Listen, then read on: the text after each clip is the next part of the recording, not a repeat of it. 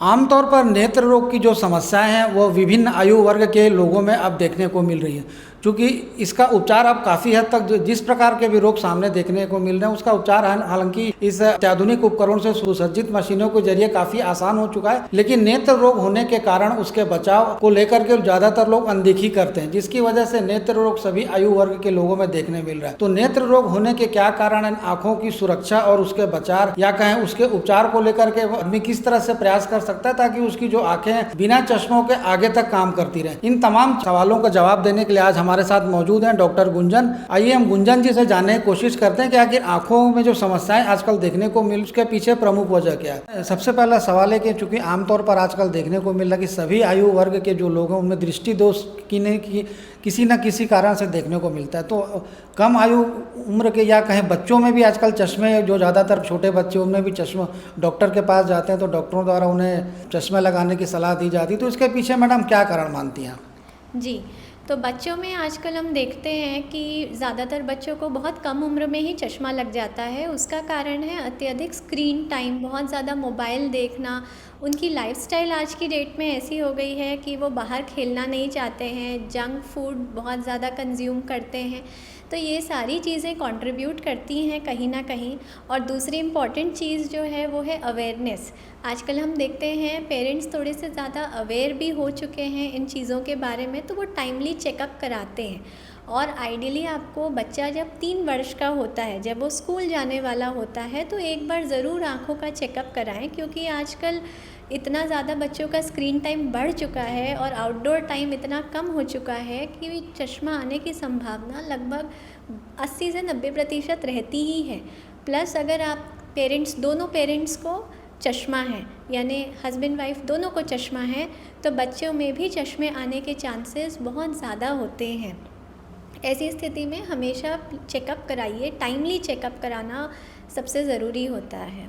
Madam, जैसा कि आपने कहा कि माता पिता यदि चश्मा पहनते हैं तो बच्चे भी निश्चित रूप से चश्मा पहनेंगे, तो इसके पीछे मैडम वजह क्या है? ये आनुवंशिक कारणों से होता है क्या मैडम? जी, देखिए कई कारण होते हैं दृष्टि दोष आने के। जेनेटिक कारण उसमें से एक होता है। ऐसा नहीं है जेनेटिक ही एक कारण है। जेनेटिक कारण प्लस हमारी जो बाहरी आजकल की दुनिया है, वो सारी चीज़ें मिल करके हमारी आँखों पे अफेक्ट डालती है। क्या होता है, जब बच्चा पैदा होता है तब उसकी आँख छोटी होती है।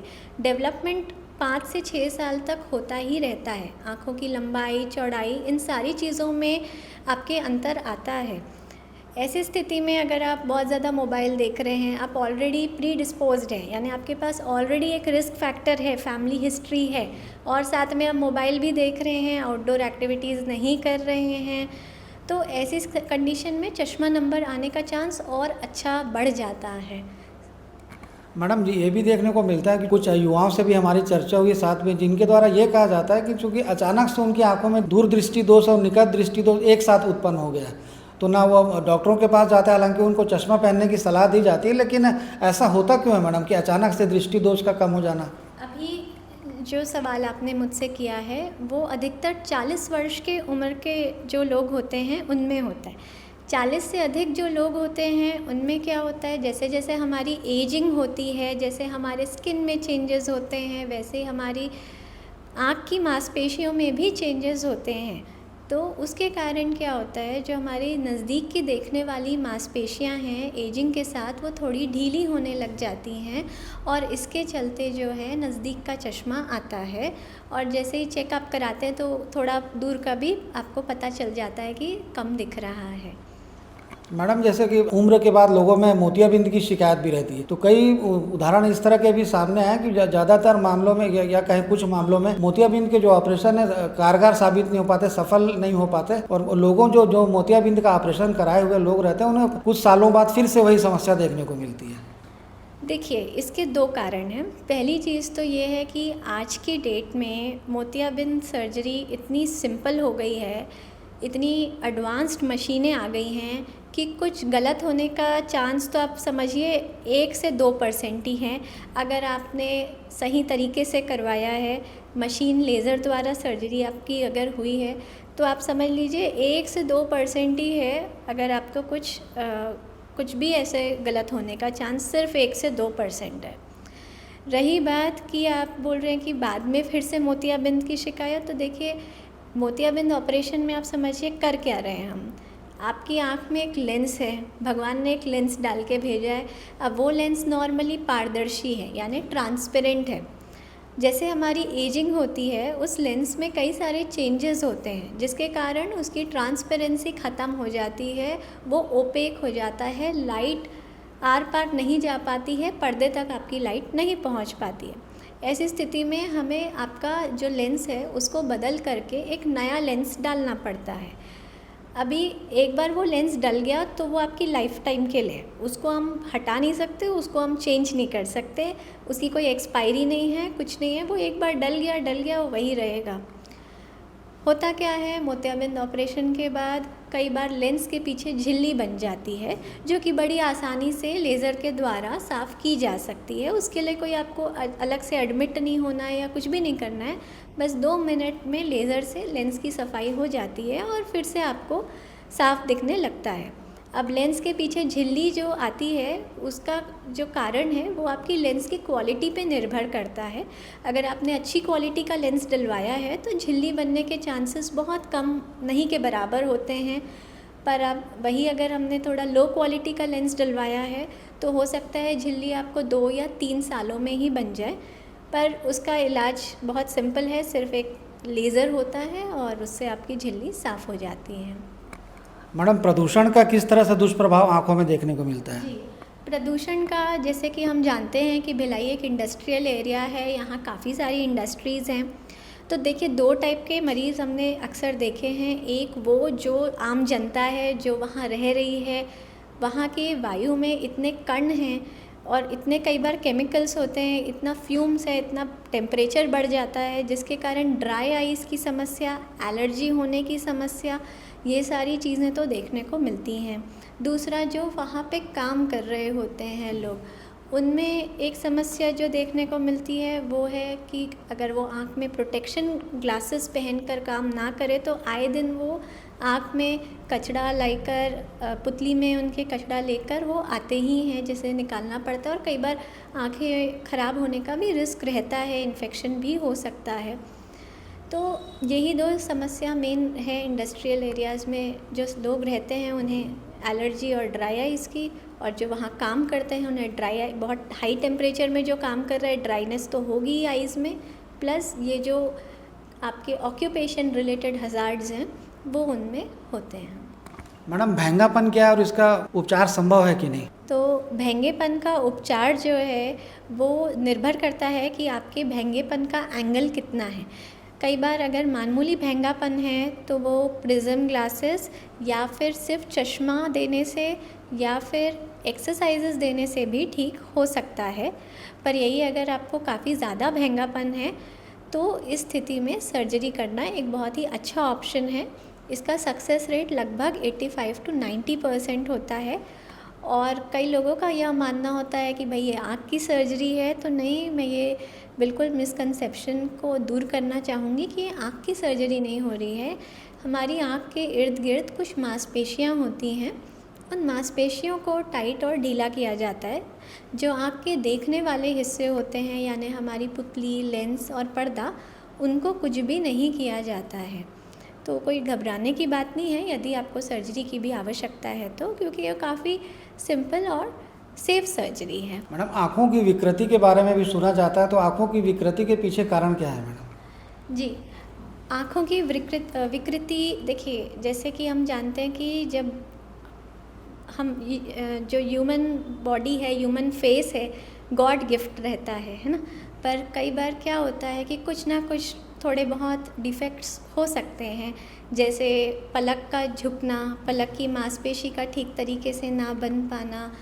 इसके अलावा अगर पलक की जो है पूरी तरीके से ना बने, पलक में कुछ जगह गैप रह जाए, तो ये सारी चीज़ें आँखों की जन्मजात विकृति में आती हैं। इसके अलावा अगर आप और पूछें बड़े लोगों में, तो जब चोट लग जाए, एक्सीडेंट्स हो जाते हैं, तो हम देखते हैं कि पलक पूरी उखड़ गई, पलक पूरी अपनी जगह से हट गई, तो ये भी एक प्रकार की विकृति उत्पन्न हो जाती है। तो मैडम, इसका उपचार किस तरह से समझा?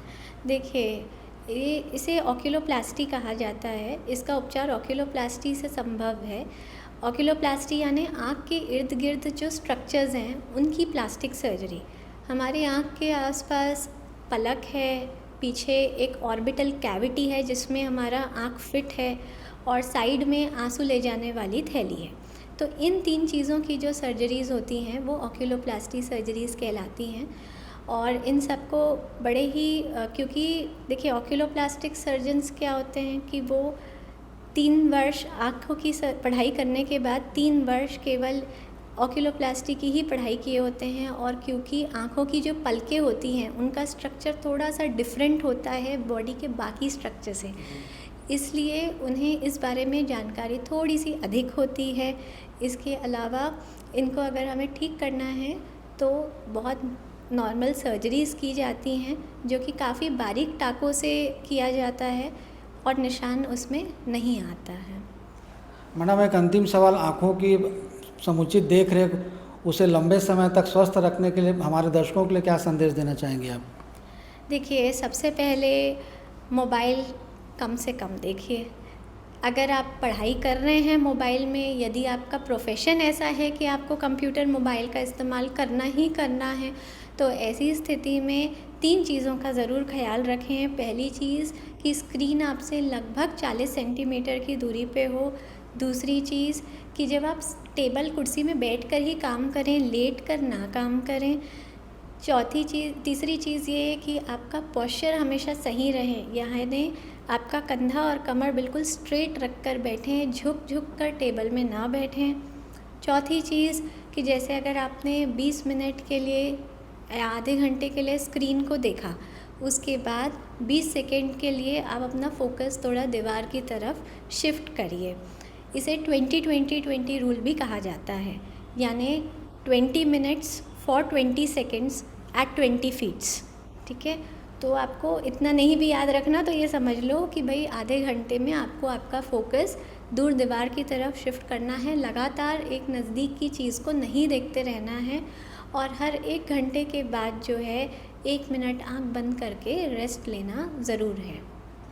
मैडम, आपके नेत्रालय में आँखों के उपचार संबंधी किन किन चीज़ों की सुविधाएं हैं और किस तरह के मरीज़ ज़्यादातर आते हैं? जी, तो क्योंकि हमारा कंप्लीट आई स्पेशलिटी हॉस्पिटल है जिसमें हम 3 आई स्पेशलिस्ट हैं, या कहें 3 आई सुपर स्पेशलिस्ट हैं। हमारे यहाँ रेटिना सर्जरीज़ भी होती हैं, रेटिना का पूरा उपचार की सुविधा उपलब्ध है। इसके अलावा भेंगापन, आँखों की प्लास्टिक सर्जरी, मोतियाबिंद ऑपरेशन की भी सुविधा उपलब्ध है। इसके अलावा ज़्यादातर अगर मैं आपको बताऊं तो हमारे यहाँ ज़्यादातर रेटिनोपैथी, डायबिटिक रेटिनोपैथी के जो मरीज़ हैं उनकी संख्या सबसे ज़्यादा है। और उसका कारण ये है कि कई मरीज़ों को तो मालूम ही नहीं होता है कि डायबिटीज़ के इतने दुष्प्रभाव भी आँखों में आ जाते हैं। तो एक तो वो हैं, दूसरा जो मरीज़ आते हैं वो मौसमी मरीज़ रहते हैं, यानी मौसमी बीमारी वाले, एलर्जिक या कंजंक्टिवाइटिस के मरीज़ जो होते हैं। तीसरे प्रकार के मरीज़ होते हैं जो हमारी स्पेशलाइजेशन है स्क्विंट और ऑक्यूलोप्लास्टी उसके। मैडम, आँखों में लालिमा किन कारणों से होती है, ये भी देखने को मिलता है? देखिए, आँखों में लालिमा के कई कारण हैं। सबसे पहला कारण और सबसे कॉमन कारण है कि अगर आपकी आँख में कोई कचरा पड़ गया तो। दूसरा कारण जो होता है वो है अगर आपकी आँख में कोई इन्फेक्शन है तो। तीसरा कारण जो होता है वो है अगर आपको किसी टाइप की कोई एलर्जी हो गई है, जो कि क्योंकि हमारा ग्रामीण क्षेत्र भी है जहाँ पे खेती किसानी काफ़ी ज़्यादा की जाती है, जानवरों को पाला जाता है, और लड़कियां भी आई मेकअप काफ़ी अच्छे तरीके से लगाती हैं। तो ये सब कारणों से एलर्जिक मरीज़ काफ़ी रहते हैं, और वो भी एक कॉमन कारण है आँखों के लाल होने का। इसके अलावा आँखों में सूजन आ जाना या आँखों की अंदरूनी हिस्से में भी सूजन आ जाने के कारण लालिमा आ सकती है। मैडम, ये भी देखा जाता है कि जैसे कि अचानक से किसी की आंख में खुजलाहट हो तो सामान्य तौर पर आदमी अपनी आंखों को मलने लगता है, तो इसके भी कोई दुष्परिणाम देखने को मिल सकते हैं क्या? देखिए, आँखों के मलने का दुष्परिणाम बच्चों में ज़्यादा होता है, क्योंकि उस टाइम उनकी पुतली जो होती है बन रही होती है, उसकी चौड़ाई बन रही होती है। यदि बच्चे आँख को बार बार रगड़ते हैं तो उन्हें ऐसा करने से रोकिए, नहीं तो आँखों की जो पुतली है उसमें कुछ दुष्प्रभाव आ जाते हैं। केराटोकोनस जैसी बीमारियां उत्पन्न हो सकती हैं और आँखों में सिलेंड्रिकल नंबर आ सकता है, यानी चश्मे का नंबर भी आ सकता है। बड़े लोगों में ये है कि अगर वो आँख बहुत ज़्यादा रगड़ रहे हैं तो उससे उन्हें या तो आँख में चोट भी लग सकती है और दूसरा ये कि आँख लाल हो जाएगी उस टाइम के लिए। मैडम ये भी देखा जाता है कि ज़्यादातर डॉक्टरों द्वारा जो चश्मे को लगातार उपयोग करते हैं, बरसों हो चुका रहता है जिन्हें, उन्हें डॉक्टरों द्वारा ये भी दावा किया जाता है कि आपके चश्मों को उतार दिया जाएगा, आपको चश्मा नहीं लगेगा। तो जैसे किसी का 4.5 है माइनस, तो इस तरह के जो पेशेंट रहते हैं किसी का 2.5 है, तो चश्मा को उतारने का कोई प्रक्रिया है क्या मैडम? जी देखिए, चश्मे को अगर आप उतरवाना चाहते हैं तो सही उम्र होती है 20 से 21 साल के बाद, क्योंकि ये वो एज है जब आपके चश्मे का नंबर बढ़ना स्थिर हो जाता है। जैसे आपकी हाइट स्थिर होती है 20 से 21 साल बाद, वैसे ही आपके चश्मे का नंबर भी लगभग स्थिर हो जाता है 20-21 साल के बाद। दूसरा चीज़ ये है कि अगर आपका प्रोफेशन आपको अलाउ करता है, यानी अगर आपको ड्राई आई बहुत ज़्यादा स्क्रीन टाइम नहीं है, तो आप बिल्कुल जो है चश्मा उतरवाने की सर्जरी ऑप्ट कर सकते हैं। उनका फ़ायदा नुकसान सब अपने होते हैं, क्योंकि भाई सर्जरी है तो उनके अपने फ़ायदे और नुकसान हैं। हर चीज़ को समझ के हमको चलना है।